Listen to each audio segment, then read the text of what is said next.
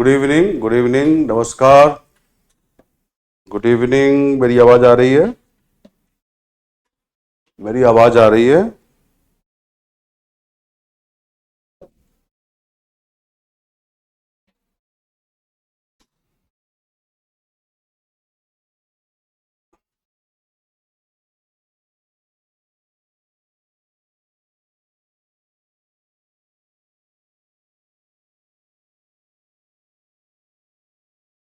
Okay, मेरी आवाज आ रही है। तो हम लोग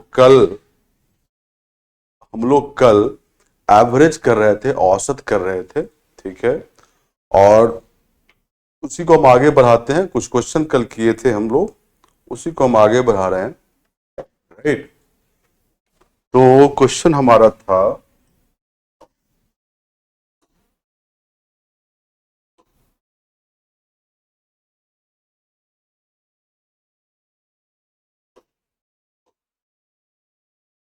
चलिए ये क्वेश्चन करें हम आप लोग। यदि हम चार संख्याएं लेते हैं तो पहली तीन का औसत 16 है और अंतिम तीन का औसत 15 है। यदि अंतिम संख्या 18 है तो पहली संख्या है।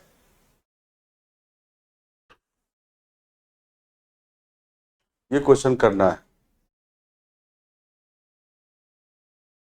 ये करें सब लोग।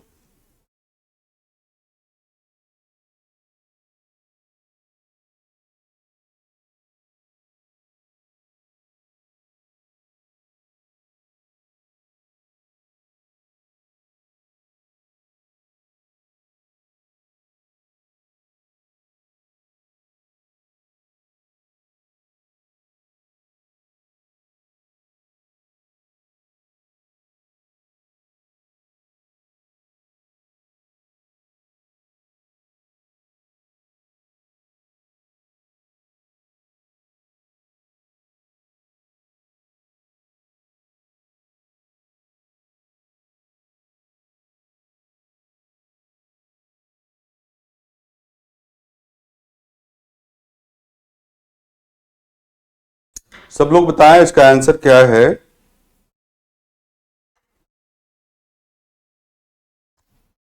अरे जो कल वाला फिफ्थ क्वेश्चन पूछ रहे हो, वो देखो ना, वीडियो फिर से देख रहे हो?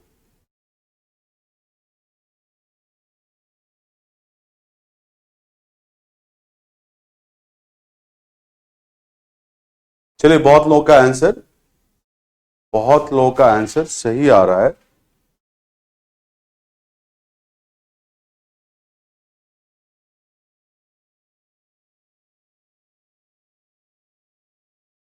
विकास कुमार, कोई दिक्कत नहीं है, धीरे धीरे बनने लगेगा।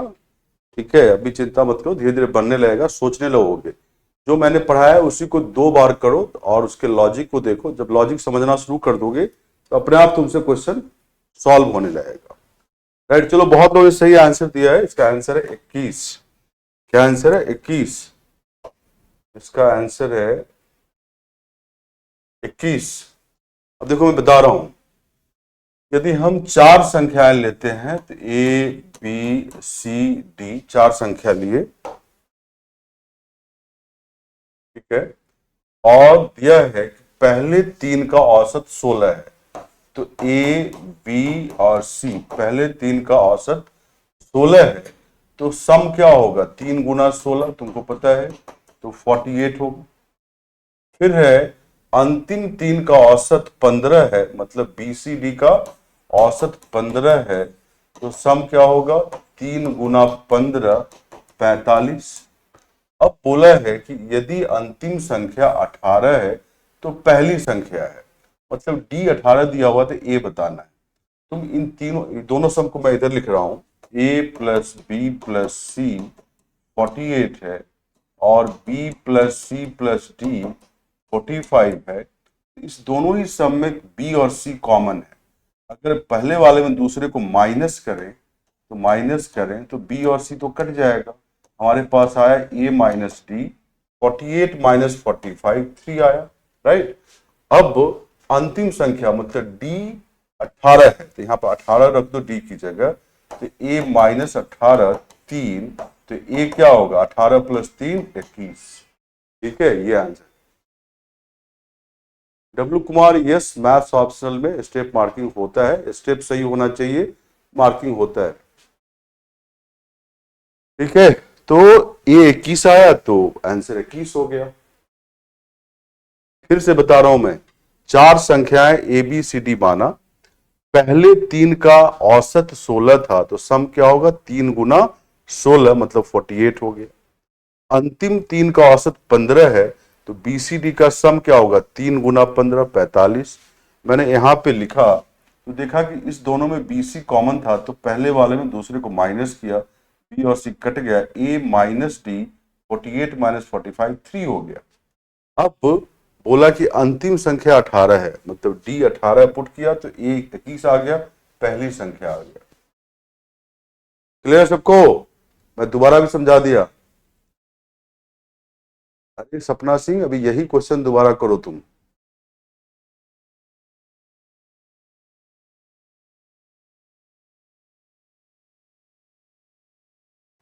क्लियर सबको?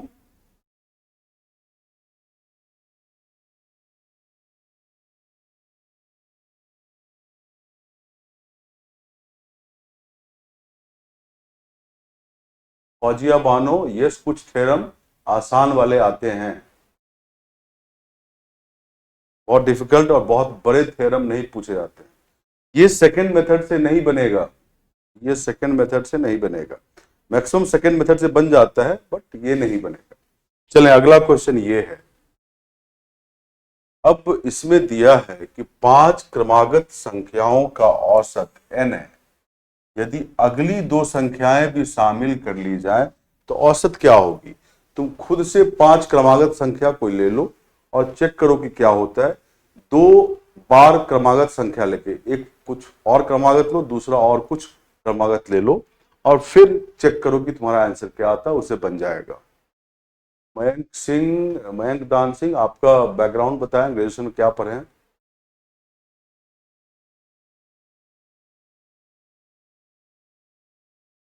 प्रीति, तुम वीडियो दोबारा देखो, रिवाइज करो और क्वेश्चन जो बताया गया क्लास में उसको दोबारा करें।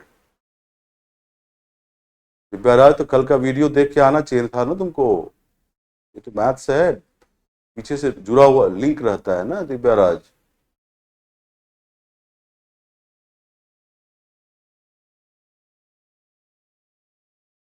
दीपा धीरे धीरे आएगा, सोच पाओगी, धीरे धीरे सोच पाओगी। क्रमागत संख्या मतलब वीरेंद्र प्रसाद 2 3 4 5 6 लगातार। डॉक्टर किस्मत कुमारी, दोनों में आता है, हिंदी और इंग्लिश में, बट मैथ्स को इंग्लिश में करना चाहिए, इंग्लिश का जो टर्म होता है वो आसान होता है, हिंदी वाला डिफिकल्ट होता है। हवाई जी, मुखर्जी नगर, करोल बाग।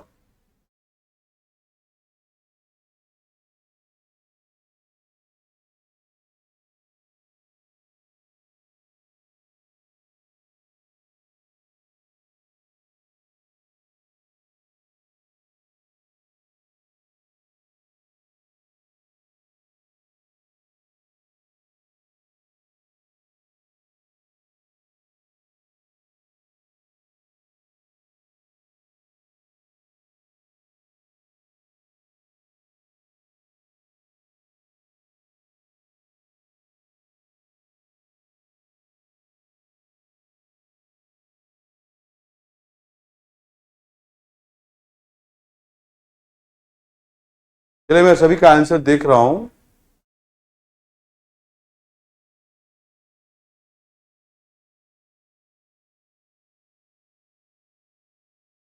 चलिए, जो लोग आंसर कर रहे हैं, ये ए आंसर है। क्या आंसर है? ए इज द करेक्ट आंसर। मैंने बोला कि 5 क्रमागत संख्या, क्या क्वेश्चन है, औसत n है, यदि अगली दो संख्याएं भी शामिल कर ली जाए तो औसत।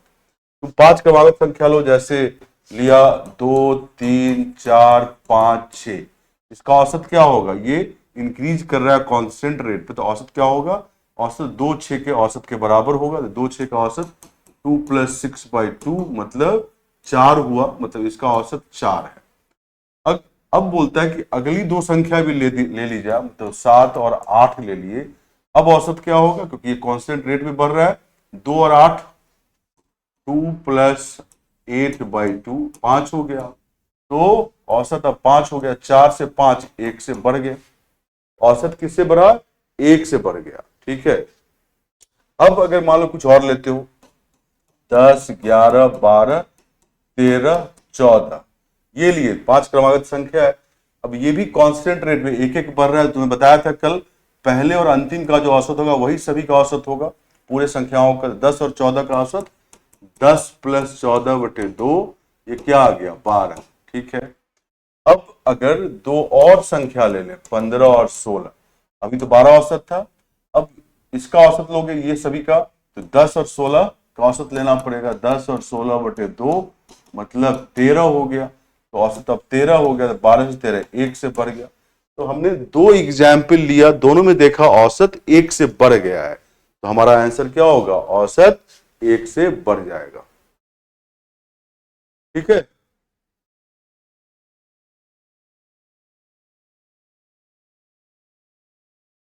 क्लियर है।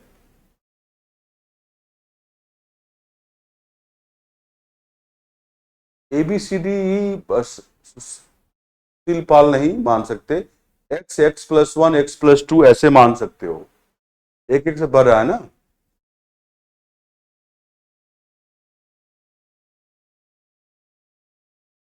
1, 2, 3, 4 भी, 5 भी जान भी ले सकते हैं। एक से लेने पे क्यों नहीं आएगा, इस एक से लेने पे भी आएगा। देखो, 1, 2, 3, 4, 5, जैसे ये है, तो औसत क्या है, 3 है। औसत क्या है, 3 है। 1+5/2, और अगला 6 और 7 भी ले लोगे तो औसत क्या हो गया, 1+7/2, 4 होगा। तो 3 से 4 1 से बढ़ गया। क्लियर है,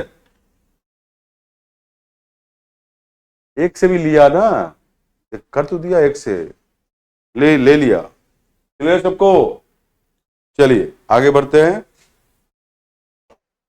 ये क्वेश्चन करें, 50 संख्याओं का औसत 38 है, यदि दो संख्याएं अर्थात 45 और 55 को हटा दिया जाए तो शेष संख्या का औसत है।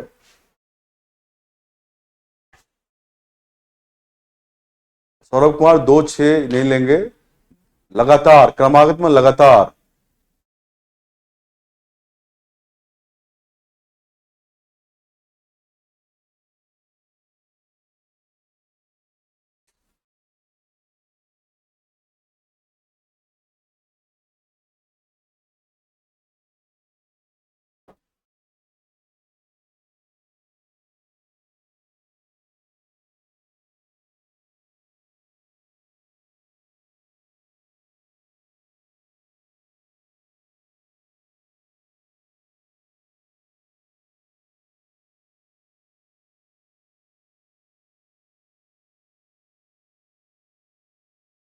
अंशु कुमारी, तुम ठीक 10 बजे आना, मैं मिल जाऊंगा।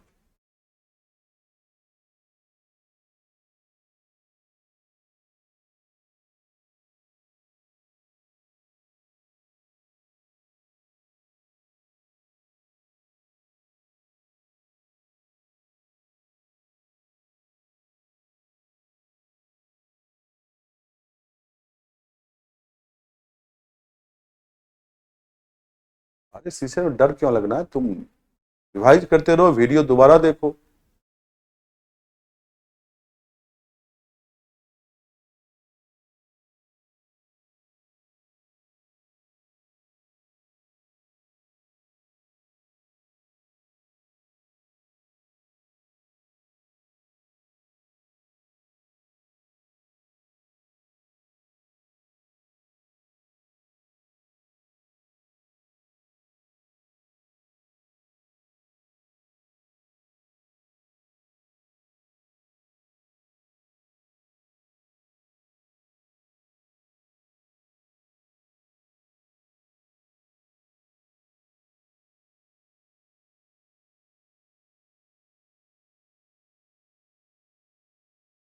सब लोग बनाएं।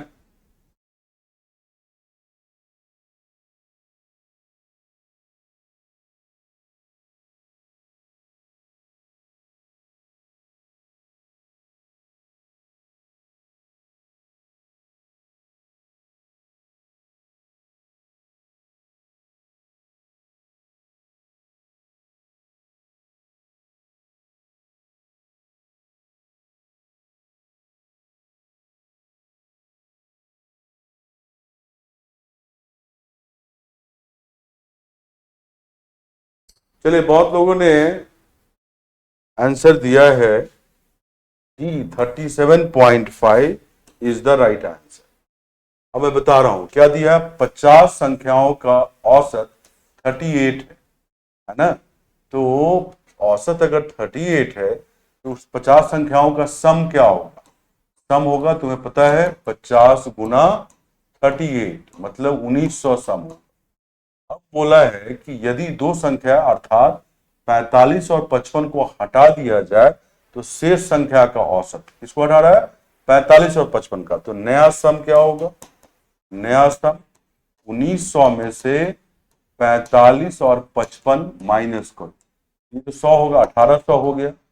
और पहले 50 संख्या था, अब दो हटा दिए तो 48 संख्या होगा। तो नया औसत क्या होगा, नया औसत होगा 1800 और उसको डिवाइड करो किससे, 48 से। क्यों 48 से, तो दो संख्या को 50 में से हटा दिया गया। अब आप इसको सॉल्व करोगे तो ये 37.5 आएगा। तो नया औसत क्या है, 37.5। फिर से बोल रहा हूं, 50 संख्याओं का औसत 38 है, तो सम क्या होगा, 50 गुना 38 1900। अब यदि दो संख्याओं अर्थात 45 और 55 को हटा दिया जाए तो नया सम क्या होगा, 1900 में से 45 55 माइनस किया 1800।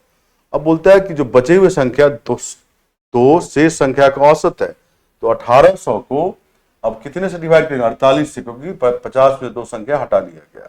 ये सॉल्व करके क्या आएगा, 37.5। ठीक है, अब देखो इसको, क्लियर है।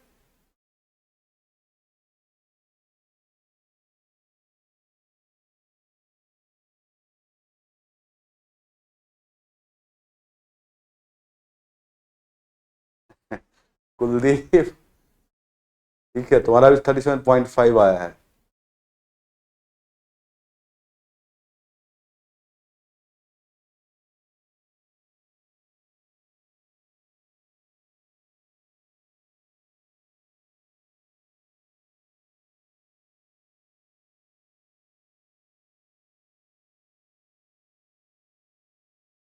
ठीक है सर, 48 कहां से आया। अरे 50 संख्या था, दो हटा दिए संख्या, तो बचे कितने, 48। 48 कैसे, 50 में दो संख्या 45 55 हट गए तो 48 संख्या ही तो बचा। पूछा है ना शेष संख्या का औसत क्या है।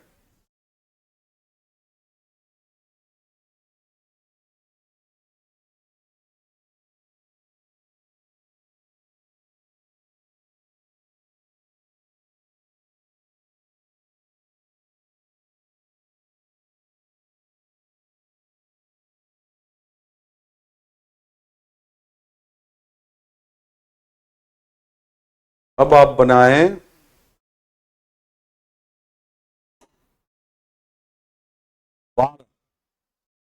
सोमवार से बुधवार तक औसत तापमान 37 डिग्री था और मंगलवार से गुरुवार तक, ये डिग्री है, डिग्री सेंटीग्रेड, 34 डिग्री सेंटीग्रेड था। यदि गुरुवार को तापमान सोमवार का 4/5 भाग था तो गुरुवार को तापमान कितना था, यही क्वेश्चन है।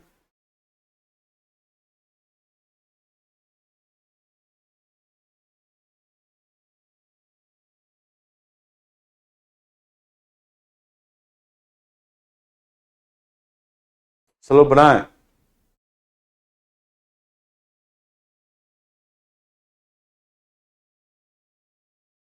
अरे 1900 में से मधुप्रिया 45 55 100 होता है, 1900 माइनस 1800 आएगा। करवा देंगे अर्पित शर्मा, करवा देंगे।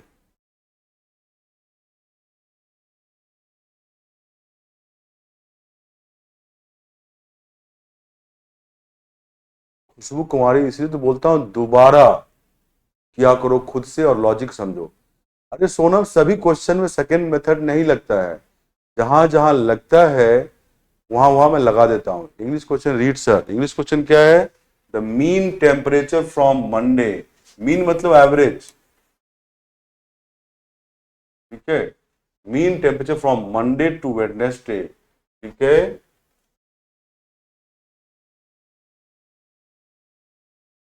अच्छा जस्ट ए मिनट, यहाँ पे कुछ प्रॉब्लम है। ये हाँ ठीक है ठीक है।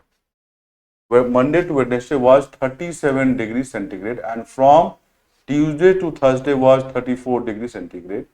If the temperature on Thursday was 4 by 5 that of Monday, the temperature on Thursday was।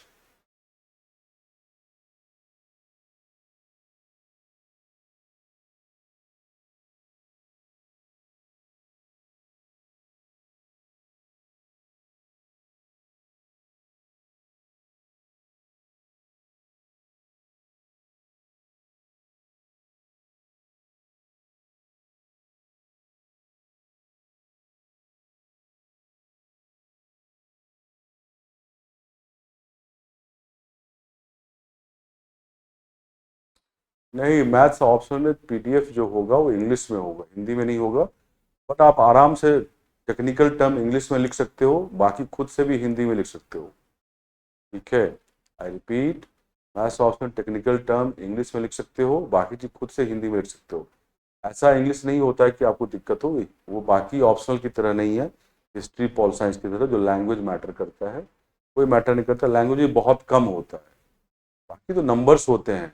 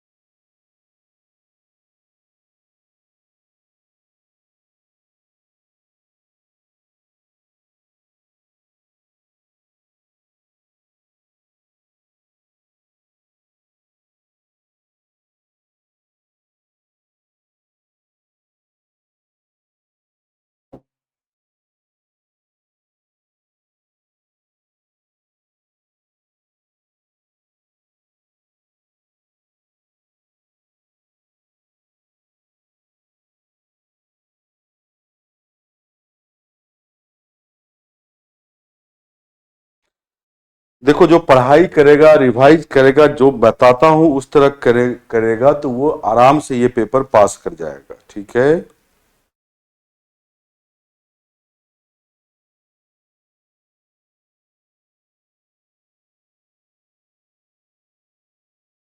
अब जो पढ़ेगा ही नहीं तो कैसे होगा। नहीं ईशा यादव, कुछ ना कुछ मैथ्स के क्वेश्चन तुम्हें करने पड़ेंगे, बिना मैथ्स का नहीं निकलेगा। सारे क्वेश्चन नहीं, बट 40-42 क्वेश्चन, आधे से अधिक क्वेश्चन आते हैं, तो 15-20 तो करने पड़ेंगे मैथ्स में, इसके बिना नहीं हो सकता।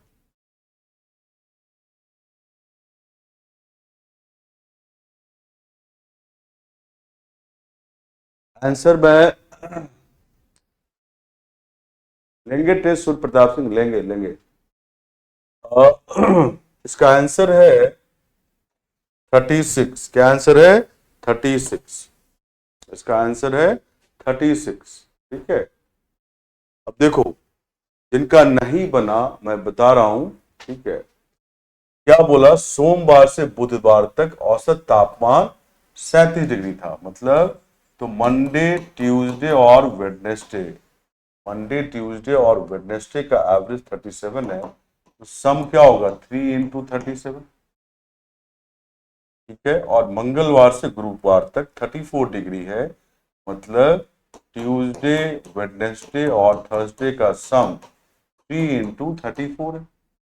ठीक है, अब बोला है कि यदि गुरुवार को तापमान सोमवार का 4/5 था, मतलब थर्सडे का टेम्परेचर 4/5 ऑफ मंडे, तो गुरुवार को तापमान कितना था। अब देखो इस दोनों सम में आ, आपका क्या है कि ट्यूसडे वेडनेसडे कॉमन है, अगर सब्ट्रैक्ट करोगे, घटा लो, तो क्या होगा, ट्यूसडे कट जाएगा, वेडनेसडे कट जाएगा, बचा मंडे, बचा मंडे माइनस थर्सडे। ठीक है, और यहाँ पे 3 × 37 -3 × 34, अगर करोगे, 3 दोनों में कॉमन है, 3 × 37 -34 लिख सकते हो, 3 कॉमन लेके, और नहीं तो मल्टीप्लाई करके माइनस करना पड़ेगा। क्या आया तुम्हारे पास, तो Monday minus Thursday equal to 3 × 3 9 हो गया। हमें तो गुरुवार का तापमान निकालना है। यहां से देखो, मंडे क्या होगा, मंडे इक्वल टू 5/4 थर्सडे, ये चीज यहाँ पे मंडे की जगह 5/4 थर्सडे रख दो, तो 5/4 Thursday minus Thursday equal to 9, मतलब 1/4 थर्सडे इक्वल टू 9, मतलब थर्सडे का टेम्परेचर 4 × 9 36, यही आंसर है। थर्सडे का टेम्परेचर 4 × 9 36 हुआ। ठीक है, फिर से बोल रहा हूं, सोमवार से बुधवार तक औसत तापमान 37 था, तो मंडे, ट्यूसडे और वेडनेसडे का सम क्या होगा, 3 × 37। मंगलवार से गुरुवार तक क्या है, 34 डिग्री था, तो ट्यूसडे, वेडनेसडे, थर्सडे का सम 3 × 34।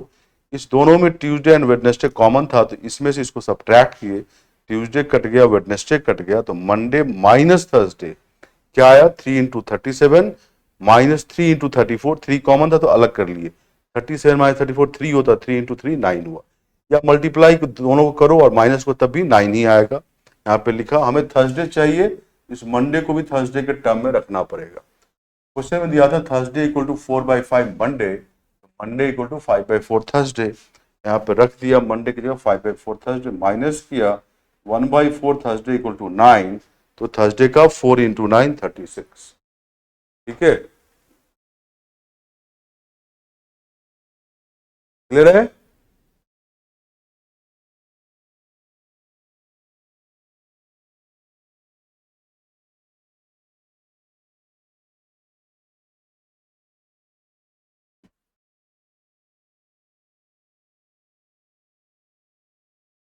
ठीक है, ओके, अब हम आगे बढ़ते हैं दूसरे क्वेश्चन की ओर। एग्जाम का क्वेश्चन है ये, इसको बनाओ। 2020 में क्वेश्चन आया था, और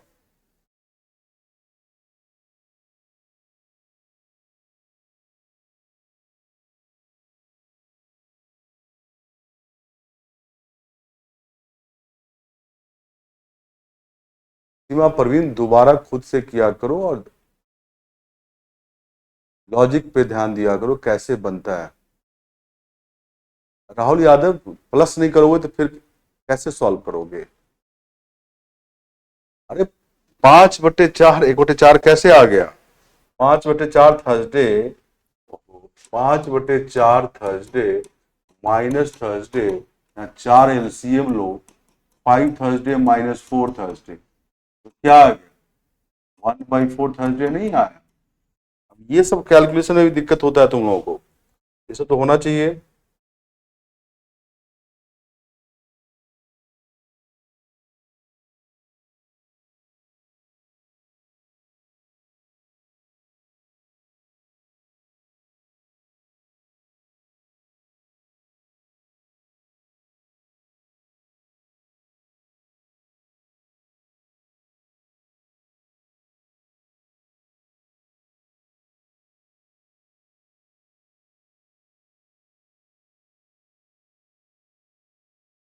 मैं क्वेश्चन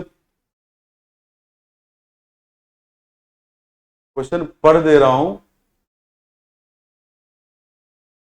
क्वेश्चन पढ़ दे रहा हूं। एक शिक्षक और 3 विद्यार्थियों की औसत आयु 20 वर्ष है। यदि तीनों विद्यार्थी एक ही उम्र के हैं और शिक्षक और प्रत्येक विद्यार्थी की आयु के बीच 20 वर्ष का अंतर है, तो शिक्षक की आयु कितनी है? ये क्वेश्चन है।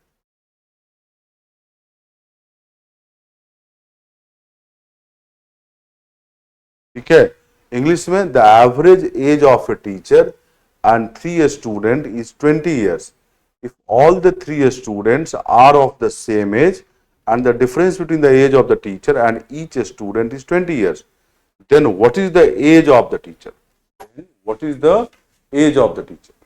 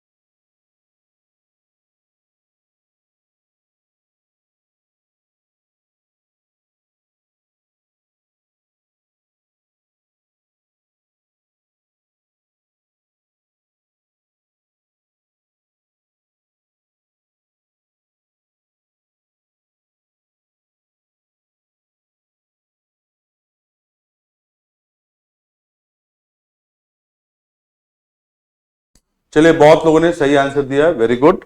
इसका आंसर बहुत लोगों ने सही दिया है, 35 years is the right answer. मैं बता रहा हूं, आप देखो, एक शिक्षक और 3 विद्यार्थी, स्टूडेंट 1, स्टूडेंट 2, स्टूडेंट 3 और टीचर। क्या औसत आयु है? 20। तो अब सबको 20 हम अलॉट कर सकते हैं। औसत सम पे कोई फर्क नहीं पड़ेगा, सबको 20-20 कर दिया। आगे दिया है, यदि तीनों विद्यार्थी एक ही उम्र के हैं, मान लो तीनों विद्यार्थी का उम्र x x x है और शिक्षक और प्रत्येक विद्यार्थी के आयु के बीच 20 वर्ष का अंतर है, तो शिक्षक का उम्र क्या हो गया? x + 20। तो शिक्षक की आयु कितनी? तुम्हें पता है, एक्चुअल उम्र का सम और जो सबके लिए हमने यहाँ पे औसत लिया उसका सम बराबर होगा। ये 80 है और ये जोड़ो तो ये 4x + 20 आ रहा। अब देखो, ये सम और ये सम बराबर है, बराबर होगा तो 4x + 20 = 80। 4x = 80 - 20 60। तो x क्या आ गया? 15। x जैसे ही 15 आया, हर एक विद्यार्थी का उम्र 15 है, पर शिक्षक क्या है? x + 20। शिक्षक का उम्र x + 20 मतलब 15 + 20, तो कितना हुआ? शिक्षक का उम्र 35 वर्ष। इसीलिए 35 वर्ष हमने किया है। ठीक है, फिर से बोल रहा हूं, एक शिक्षक और 3 विद्यार्थियों की औसत आयु 20 वर्ष है, तो सबके लिए 20-20 ले सकते हैं। सम जो आया वो एक्चुअल सम के बराबर होगा, कल मैंने बताया था। अब दिया है कि तीनों विद्यार्थी की एक ही उम्र के हैं, तो x x मान लिया, और शिक्षक और प्रत्येक विद्यार्थी के आयु के बीच 20 वर्ष का अंतर है, x + 20 शिक्षक का उम्र मान लिया। ये जो जोड़ा एक्चुअल का सम हुआ और ये सम सबको औसत मान के किया, ये सम बराबर होते हैं, कल बताया था मैंने। तो बराबर किया तो x की वैल्यू 15 आ गई। तो प्रत्येक विद्यार्थी का उम्र 15 पर शिक्षक का 15 + 20 35 वर्ष। राइट, क्लियर है?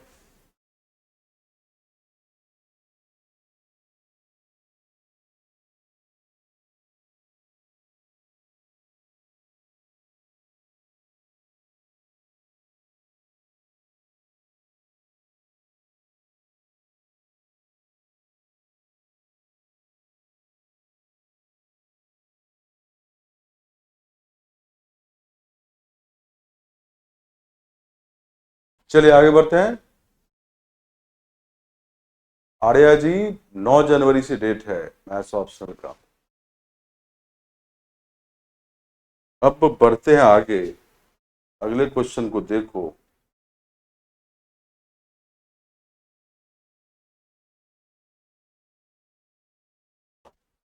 ये क्वेश्चन देखें, बताइए क्या आंसर है।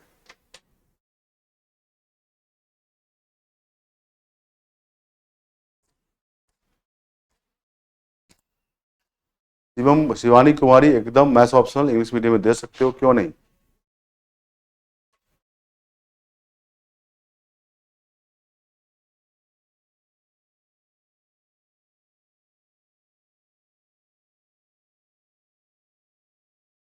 दीप्ति यादव वेबसाइट पे देखो, दिया हुआ है, ऐप पे भी दिया हुआ, देखो।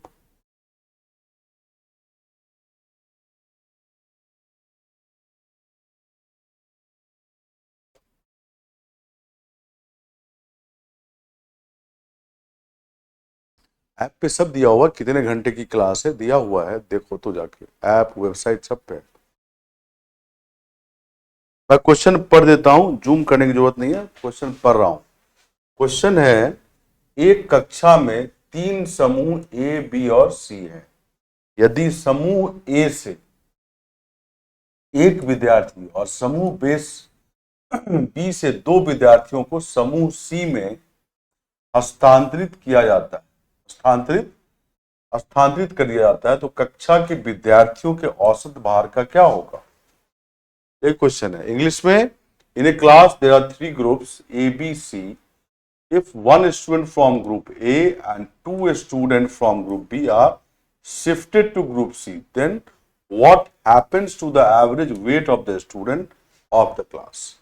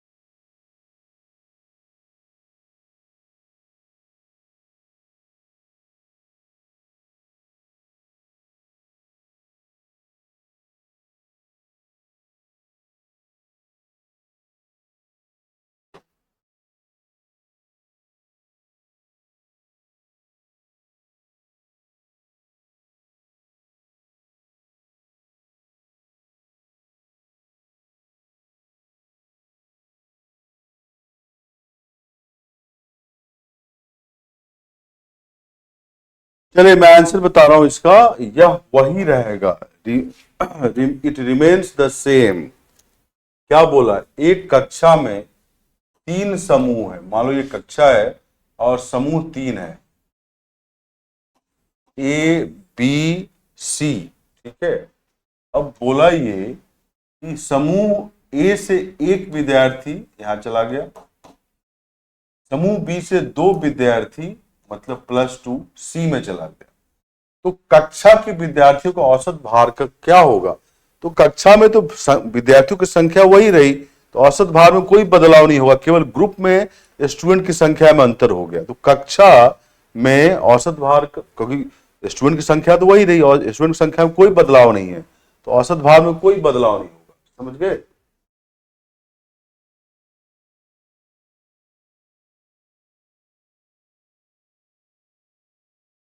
क्लियर है सबको?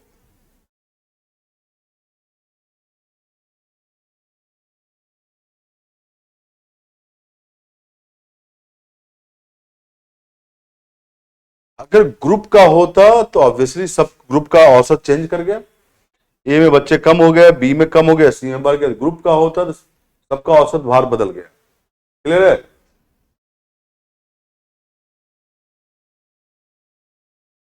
चलिए ठीक है, ये एग्जाम का ही क्वेश्चन है। अब एक क्वेश्चन बहुत अच्छा है, ये करने की कोशिश करें। जरा मैं इसको छोटा कर देता हूं जो सबको दिखे। चलिए देखिए, मैं पढ़ भी देता हूं हिंदी वाला। दो कक्षाओं ए और बी में क्रमशः 25 और 30 विद्यार्थी हैं। कक्षा में ए में अधिकतम प्राप्तांक कक्षा ए में अधिकतम प्राप्तांक 21 है तथा न्यूनतम प्राप्तांक 17 है। कक्षा बी में अधिकतम प्राप्तांक 30 है तथा न्यूनतम प्राप्तांक 22 है। कक्षा ए से 4 विद्यार्थी कक्षा बी में स्थानांतरित किए जाते हैं। तो निम्नलिखित कथनों पर विचार कीजिए। कक्षा बी का औसत प्राप्तांक निश्चित रूप से घटेगा, कक्षा ए का औसत प्राप्तांक निश्चित रूप से बढ़ेगा। अब है केवल एक, केवल दो, एक और दो दोनों, न तो एक न ही दो। ठीक है? नहीं दिख रहा? अरे जुहू, चलो मैं फिर से पुराने पे ला देता हूं।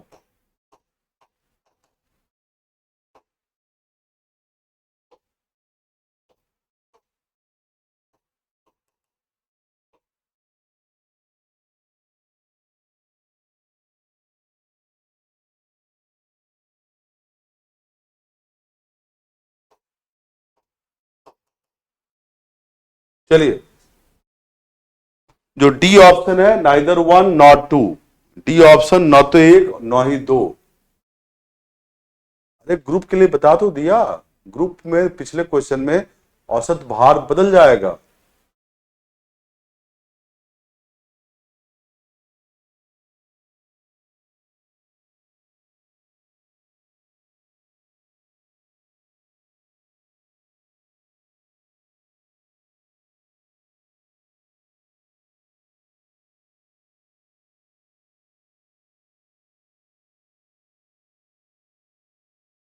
प्राप्तांक का मतलब नंबर, मार्क्स।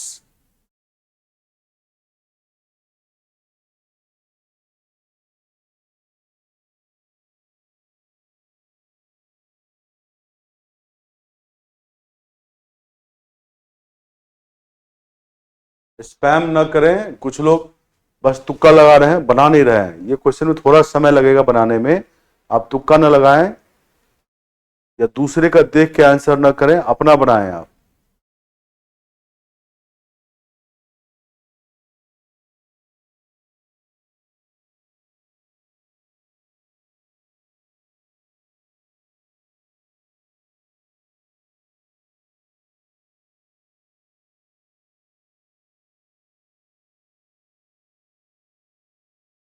कुछ लोग तुक्का लगा रहे हैं, पता चल रहा है, आप बनाएं।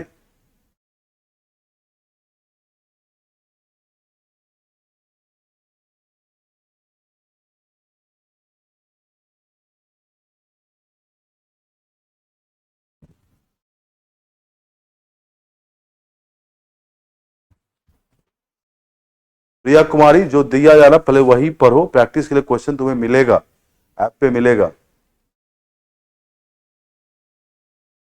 मैं यहीं पे हूं, कहीं नहीं गया हूं।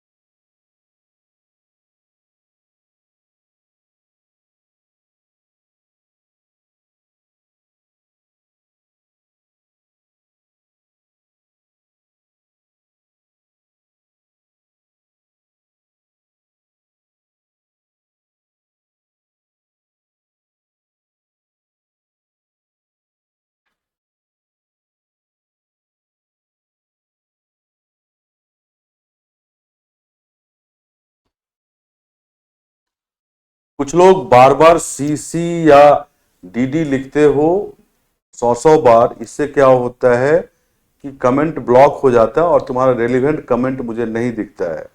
तो आप स्पैम ना करें, ऐसा मत करें कि डीडी 200 बार लिख दें। इससे ये होता है कि बहुत सारे चैट आ जाते हैं तो फिर चैट रुक जाता है चलना। आप ऐसा ना करें, ठीक है।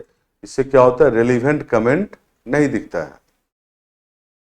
इसलिए अगर answer A B C D कुछ भी देते हो तो एक ही बार लिखो। देखो, अर्षित गुप्ता जी ये 100 बार लिख रहे हैं, क्या फायदा। मैं हिमांशु जी लिख रहे हैं कितनी बार सी। तो आप स्पैम ना करें, स्पैम ना करें। इससे ये होता है कि रेलिवेंट कमेंट भी नहीं दिखता है, वो आना, कमेंट आना बंद हो जाता है। अगर बहुत ज़्यादा लिखोगे बहुत लोड हो जाता है चैट पे, ठीक है। तो आप एक ही बार लिखें, बार बार ना लिखें। सबका कमेंट आता है। अपनी इतना कहने के बाद भी वही काम कर रहे हो तुम।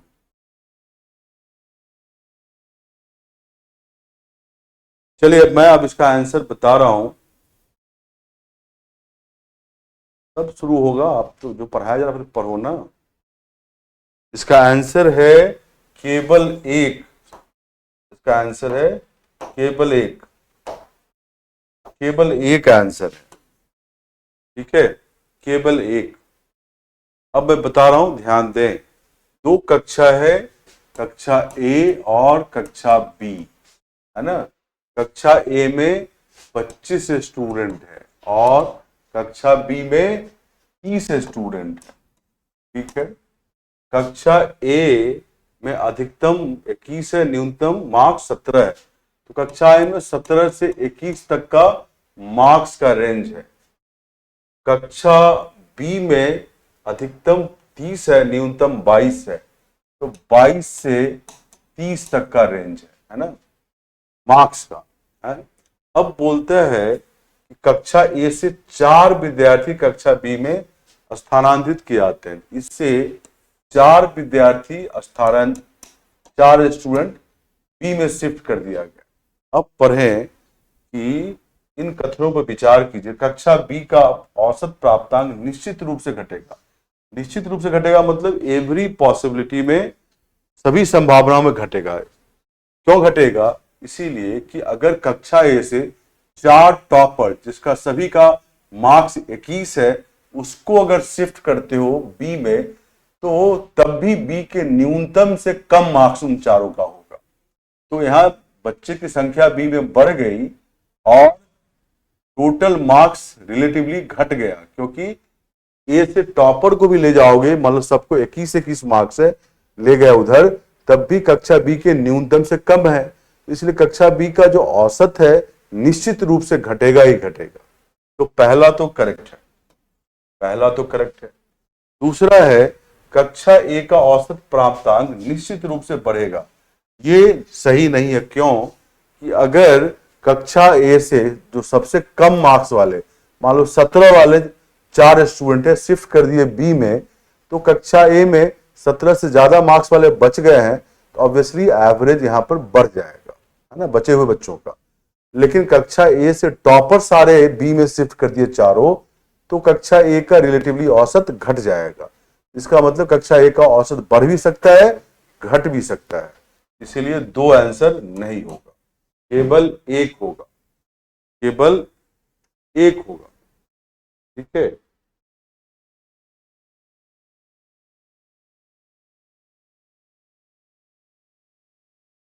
क्लियर है?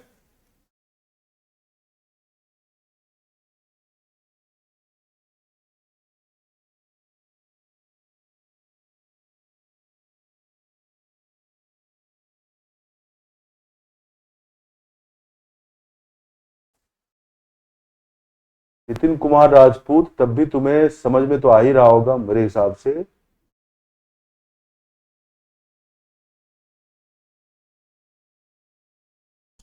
क्लियर है सबको? यस।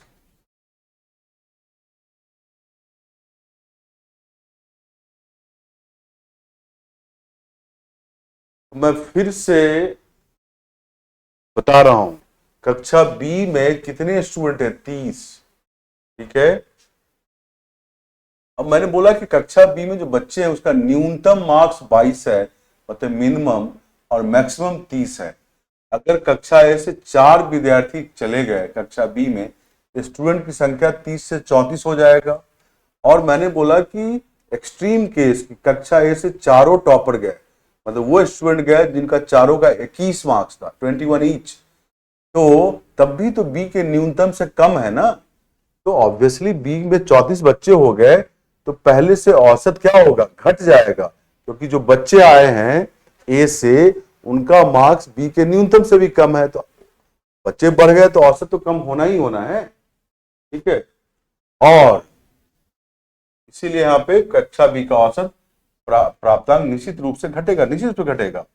अब फिर दूसरा जो है, कक्षा एक का औसत मार्क्स निश्चित रूप से बढ़ेगा, ये गलत भी हो सकता है। क्यों? अगर यहां से 4 टॉपर चले गए तो बचे हुए का औसत पहले से कम हो जाएगा, और ए से अगर 4 कम मार्क्स वाले चले गए तो पहले से औसत क्या होगा? बढ़ जाएगा, क्योंकि ज्यादा मार्क्स वाले बच गए। तो कक्षा एक का औसत प्राप्तांक घट भी सकता है, बढ़ भी सकता है। ठीक है। ओके।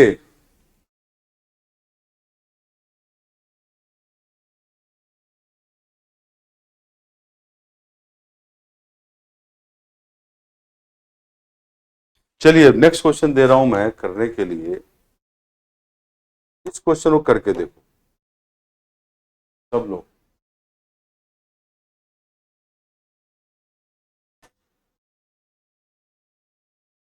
अरे क्लास 12 तक जो मैथ्स पढ़े हो उसके लिए मैथ्स ऑप्शनल नहीं है। जो बीएससी में मैथ्स पढ़ा है वो मैथ्स ऑप्शन ले सकते हैं और मेहनत करके अच्छा कर सकते हैं। ठीक है। सत्यम मिश्रा मैं दोबारा ही बता दिया, 2 17 17 और 2 21 वाला जाएगा, तब भी तो बी के लोएस्ट मार्क्स से भी कम रहेगा, तो घटेगा ही घटेगा बी का।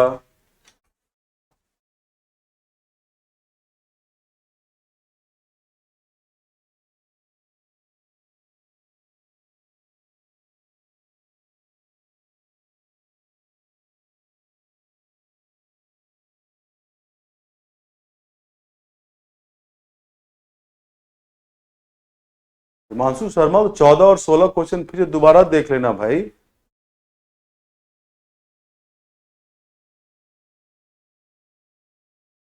ये 40.5 है, ये पॉइंट है, 40.5।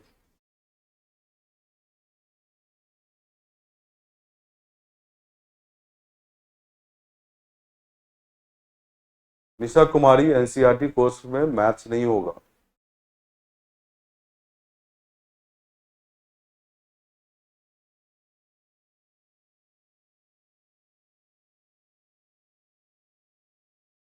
इमरान खान तुमको ब्लॉक नहीं किया है।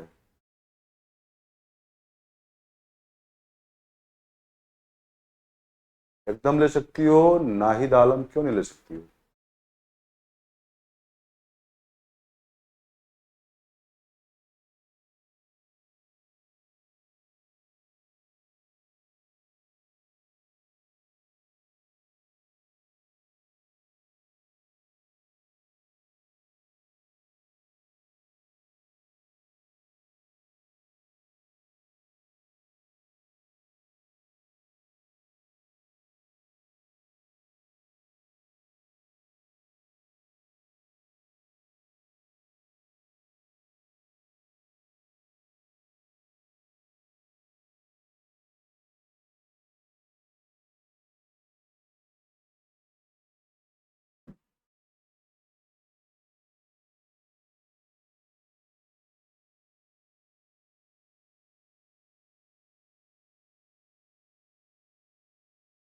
ये 2022 का क्वेश्चन है।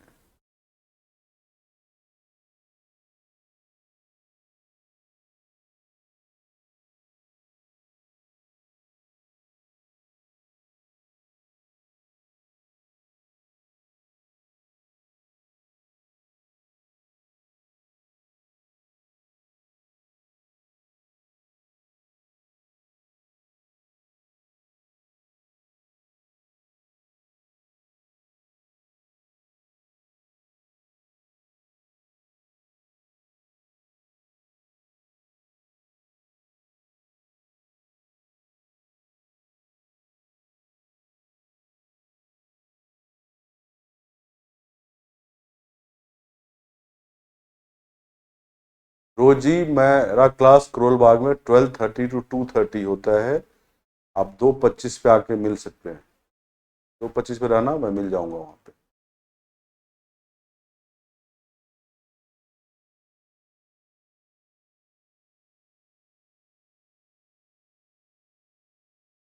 अरे दीपक मौर्य, सिलेबस की चिंता मत करो, समय पे पूरा कर दिया जाएगा।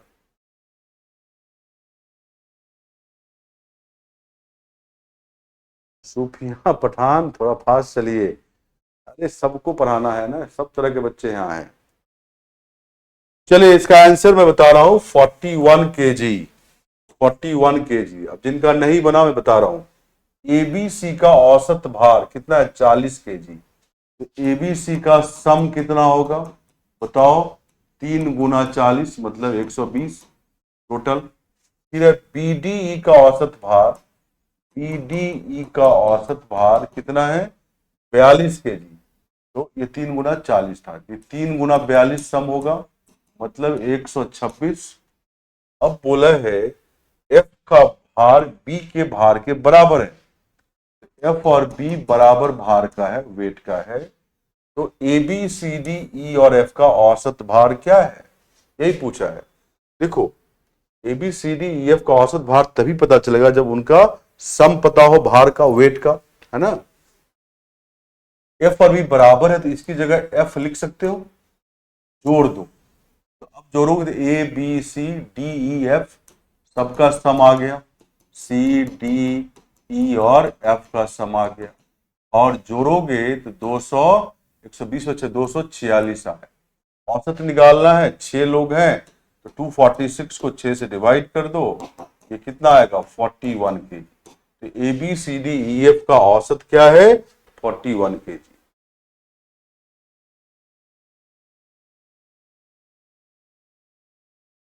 ठीक है।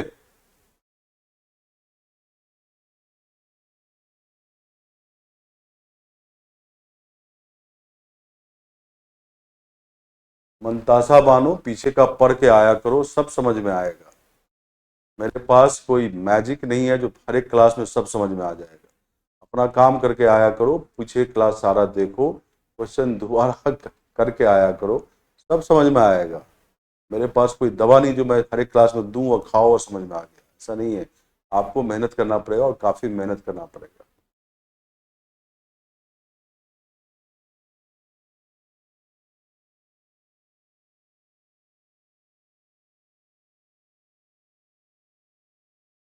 चैट में लिखने से केवल काम नहीं चलेगा, घर पे काम भी करना पड़ेगा। ठीक है, घर पे काम कीजिए, क्लास रेगुलर देखिए, पीछे का छूट गया है तो आप इसको करें।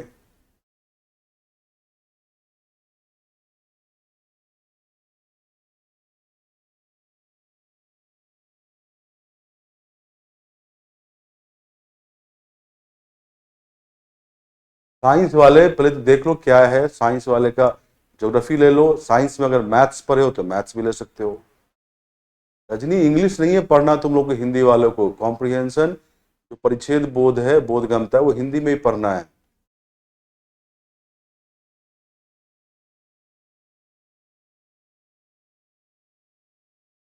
अभय जी, मुखर्जी नगर में मेरा क्लास 10 बजे तक समाप्त होता है।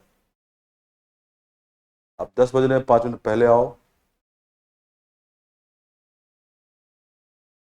जादुई दवा नहीं है, पढ़ना तो सबको पड़ेगा ही। मौर्य जी, प्री से 2 महीना 3 महीना पहले ही कोर्स खत्म हो जाएगा, आप घबराएं नहीं। चलिए ओके। अब आपको एक नया चीज सिखा रहे हैं, को बोलते हैं कंबाइंड एवरेज। क्या बोलते हैं? Combined average.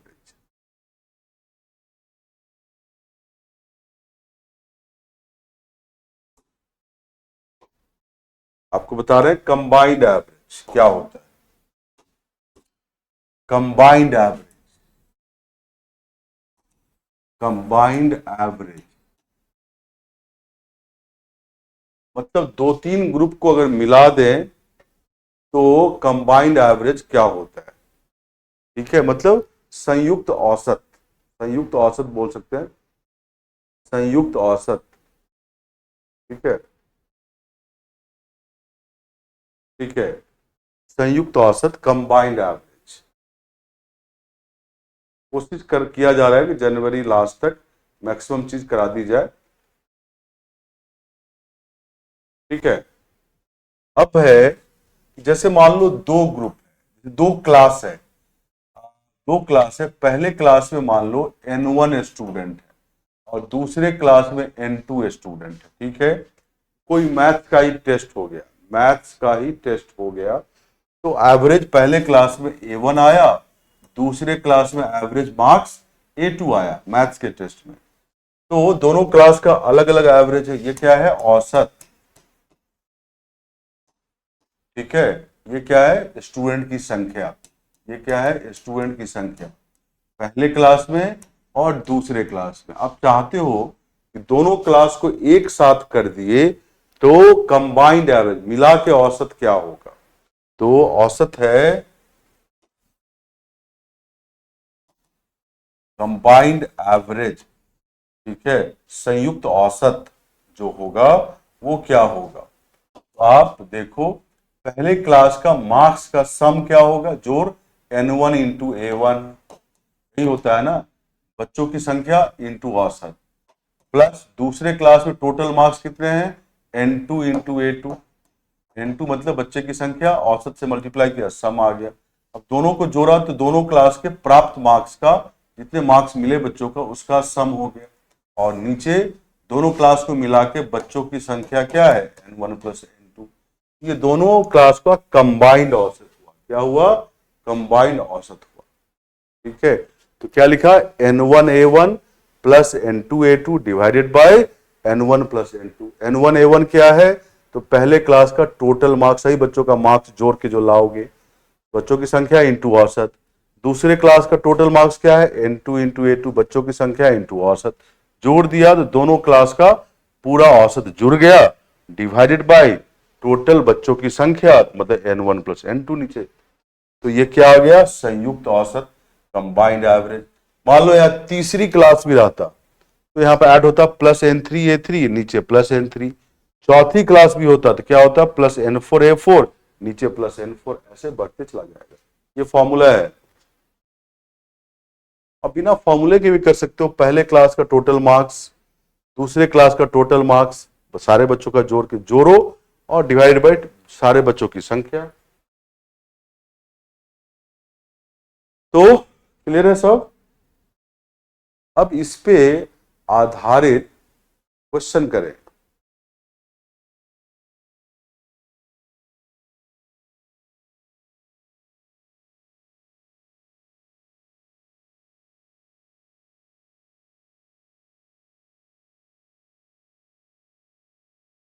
नहीं नहीं, केवल कॉम्प्रिहेंशन से सीसेट क्वालिफाई नहीं होगा।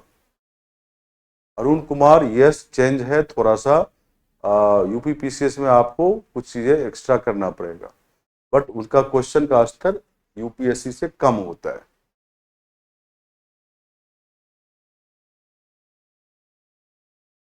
अलग अलग औसत निकाल सकते हो, लेकिन पूछेगा दोनों का मिक्स, तो मिक्स के लिए ये फॉर्मूला लगाना पड़ेगा, नहीं तो इसका सम निकालो तो N1 इंटू A1 पहले क्लास का, दूसरे क्लास का N2 इंटू A2, जोड़ दो टोटल सम आया, डिवाइड बाय सारे बच्चों की संख्या।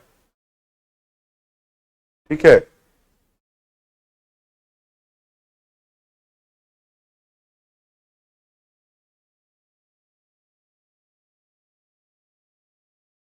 अब आपके पास एक क्वेश्चन है, इसको करने की कोशिश करें।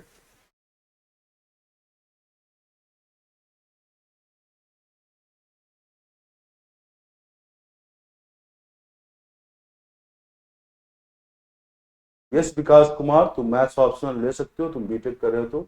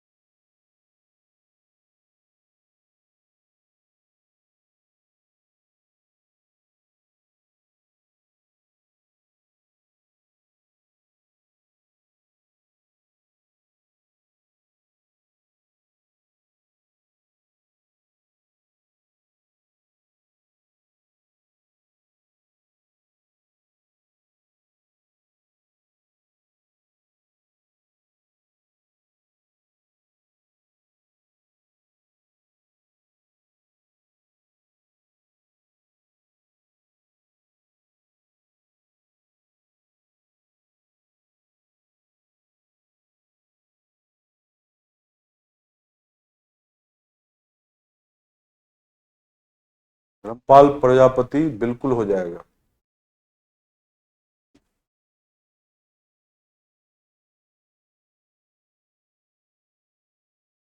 डी ऑप्शन है, बता रहा हूं, डी ऑप्शन है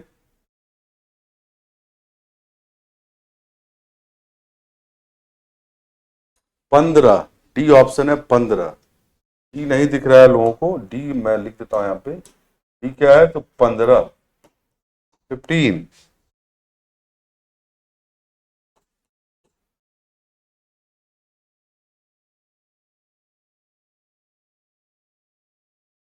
फरवरी से राधा, फरवरी से।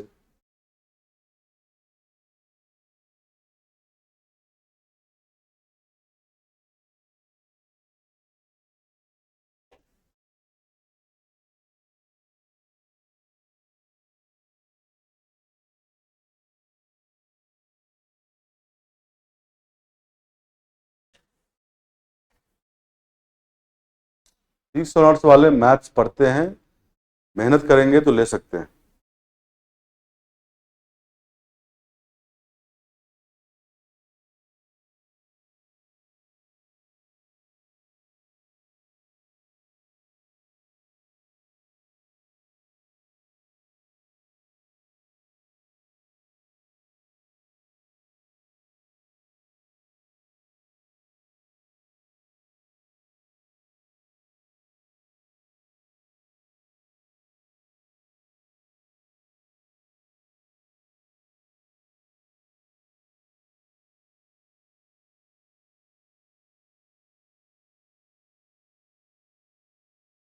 अरे पहले जो क्वेश्चन उसको बनाओ ना, तुम लोग क्वेश्चन के अलावा सब कुछ पूछते रहते हो चैट में। क्वेश्चन का आंसर करो ना।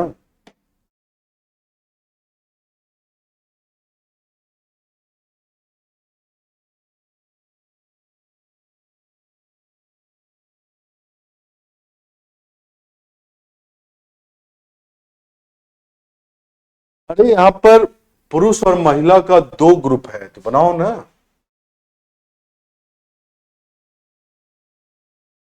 दो ग्रुप हो गया ना, कंबाइंड एवरेज लगेगा।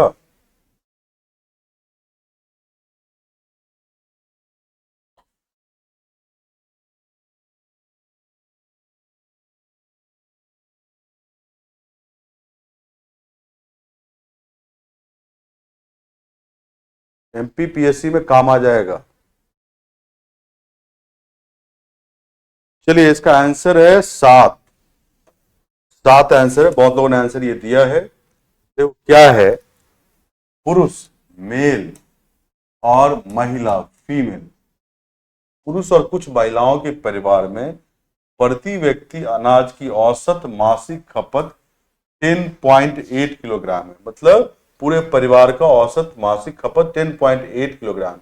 ये ऑलरेडी ठीक है, कंबाइंड एवरेज महिला और पुरुष मिला के दिया हुआ है। यदि प्रति व्यक्ति औसत मासिक खपत पुरुषों के मामले में 15 किलोग्राम, पुरुष का एवरेज क्या है 15 किलोग्राम, और महिलाओं के मामले में 6 किलोग्राम, महिलाओं का औसत क्या है 6 केजी। ठीक है, अब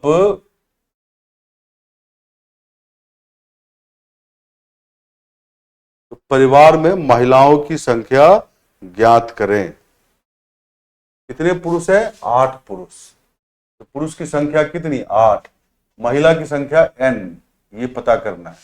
और कंबाइंड एवरेज क्या पूरे परिवार का 10.8, यहां लिखो 10.8 इक्वल टू 15 गुना 8, 15 गुना 8 प्लस 6 गुना n डिवाइडेड बाय परिवार में सदस्यों की संख्या 8 प्लस n, पुरुष प्लस महिला।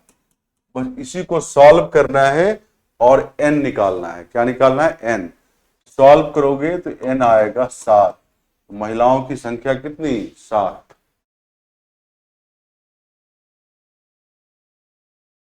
ठीक है,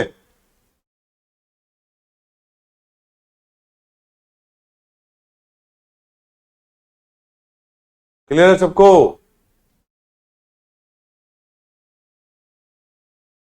क्लियर है।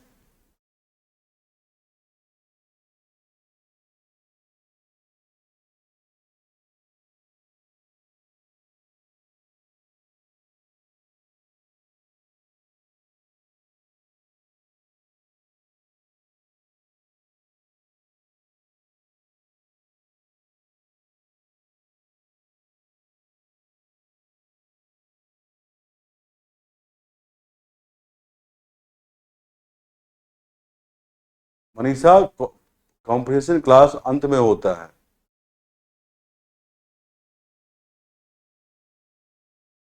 अरे सिरिन, सॉल्व, क्रॉस मल्टीप्लाई करो और सॉल्व करो। क्रॉस मल्टीप्लाई करो। 10.8 into 8 plus 8n plus 10 point. अच्छा, एक काम कर सकते हो, अगर पॉइंट से बचना है तो यहीं पे तोड़ लो इसको, या नीचे 10 लिख लो, इसको पॉइंट हटा दो, कट भी जाएगा। ये 108, ये 54 हो जाएगा और ये 5 हो जाएगा। क्रॉस मल्टीप्लाई करो। 54 इंटू 8 प्लस 54 इंटू एन इक्वल टू 5 से मल्टीप्लाई करो। ये तो 15 गुना 40, 8 गुना 5 40 और 5 30 है। ये आया। सॉल्व करना है। 54 में से 30 एन चला गया, 24 एन। 15 गुना 40 क्या होगा? 360। 54 गुना 8 माइनस 2, 8 चौक 32, 3 8 पंच 40 और 3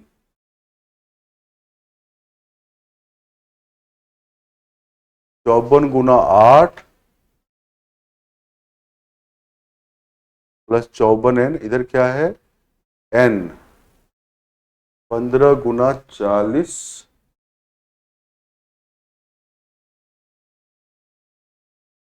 जस्ट ए मिनट।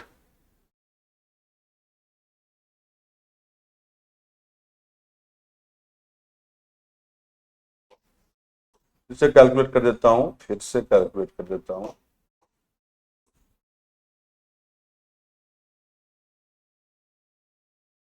यहां पे क्या था हमारे पास? 10.8। ठीक है, 10.8 था, तो 10.8 नीचे 10 लिखा तो ये कट गया। अब ये 54 और ये 5।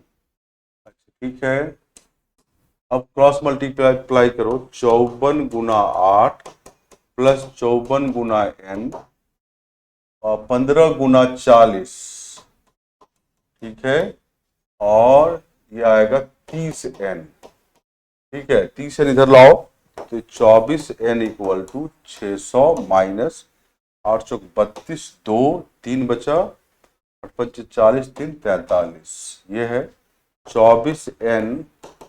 600 में 432 माइनस करो तो कितना आएगा? 168। ठीक है, तो देखो इसको डिवाइड करके, 24 से कट जाएगा 7 से, एन क्या आएगा? 7। एन क्या आएगा? 7। ठीक है, क्लियर है?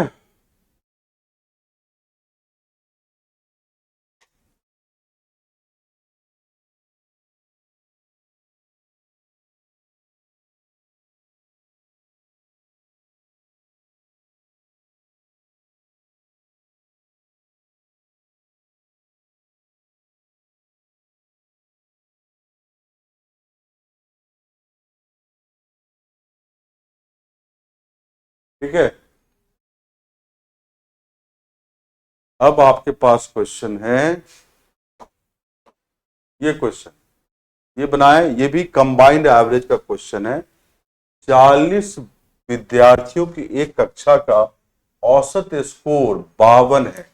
यदि 10 विद्यार्थियों का औसत स्कोर 61 है तो बाकी विद्यार्थियों का औसत स्कोर क्या होगा? यहाँ पे दो ग्रुप बन गया, ग्रुप 1 और ग्रुप 2।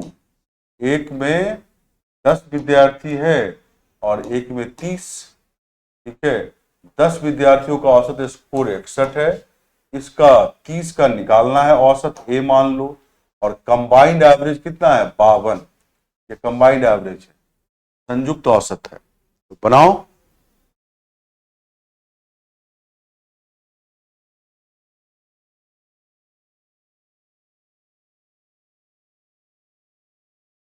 आठ गुना 5 रात 40 होता है भाई। क्या छोटा छोटा कैलकुलेशन पूछते हो तुम लोग?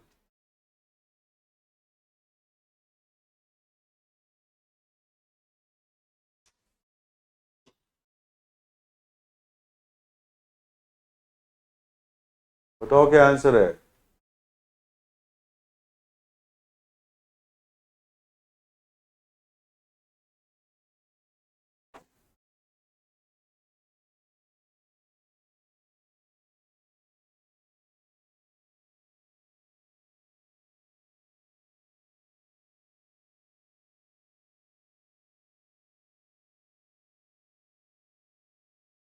सब लोग बनाए इसको।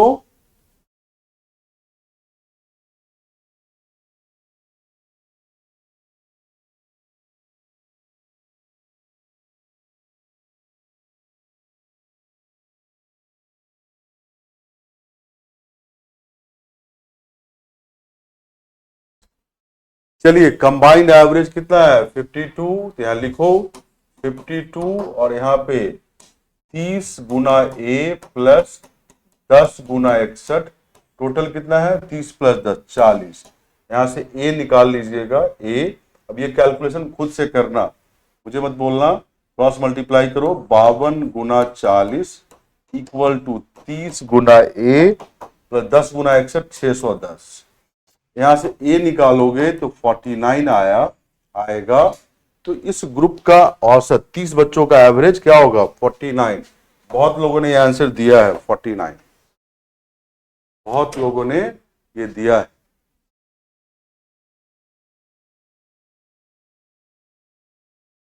लिख लें इसको।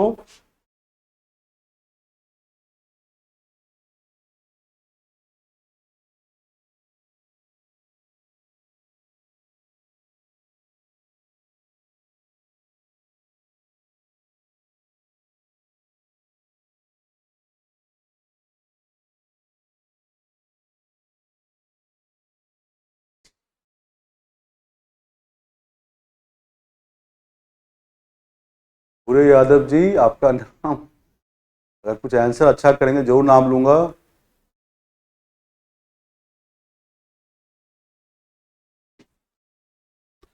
अरे पूछा है ना 10 विद्यार्थियों का औसत स्कोर 61 है, तो बाकी विद्यार्थी टोटल 40 थे, तो 10 विद्यार्थी चले गए तो कितने 30 बचे ना, तो इसलिए दो ग्रुप बनाया ना।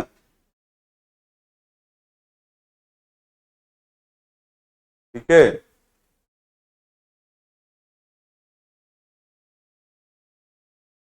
रोहित किस कौन से समय 5 × 15 करना भाई, इधर है 5 × 15, नहीं है इसमें कुछ भी नहीं है ऐसा। ये तो D15 ऑप्शन है, डी ऑप्शन 15 जो दिख नहीं रहा था वो बताया था मैंने। चलिए आज की क्लास यहीं पे खत्म है। Thank you, thank you, good night, bye bye.